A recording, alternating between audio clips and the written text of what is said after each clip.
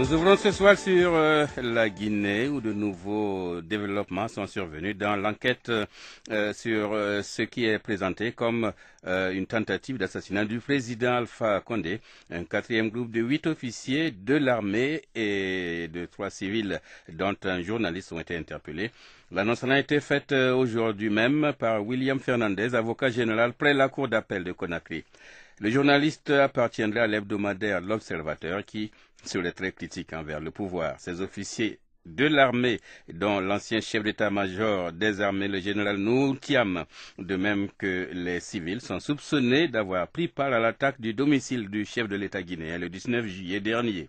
Jacques Aristide a joint à Conakry et par téléphone William Fernandez pour plus de précisions.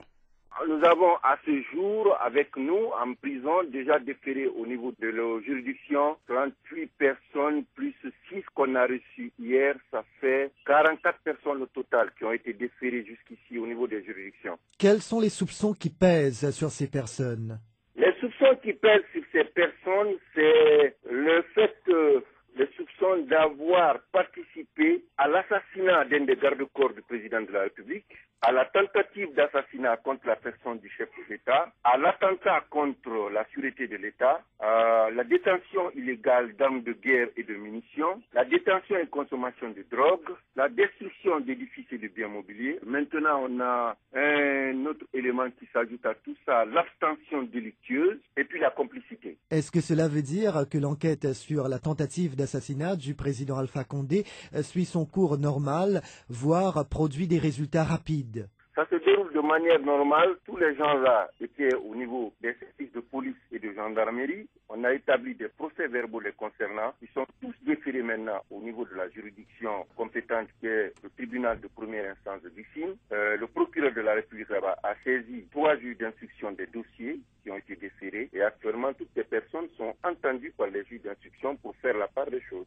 L'instruction chez nous, judiciaire, va durer un certain nombre de temps. Généralement, dans cette matière, l'instruction doit durer 6 mois, mais je pense que dans cette affaire, elle ne va pas prendre 6 mois compte tenu de l'attention, de l'engouement que cela suscite, et au niveau national et au niveau international. Et dès après l'instruction, on va remonter le dossier au niveau du procureur général, qui à son niveau va mettre le dossier en état pour l'envoyer au niveau de la chambre d'accusation. Et on va procéder à un second décret d'instruction et décanter ce qui a décanté. Ensuite, on va faire l'acte de mise en accusation pour qu'enfin, on envoie maintenant les gens devant la cour d'assises pour être jugés. Est-ce que ces personnes interpellées jusqu'à maintenant sont garanties de procès équitables et justes? Ça, il n'y a pas de doute. D'abord, pendant les enquêtes au niveau de la gendarmerie, ils ont reçu la visite d'organisations de défense des droits de l'homme, le HCR, l'ambassade des États-Unis et pas mal d'organisations qui sont chargées de la défense des droits de l'homme. Et depuis qu'ils sont déférés, la plupart d'entre eux ont déjà constitué avocats. Ils ont des avocats qui assistent à tout ce qui se passe avec les juges d'instruction. Il n'y a aucun problème.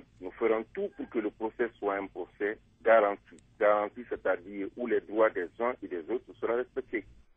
Le magistrat William Fernandez, avocat général près la cour d'appel de Conakry.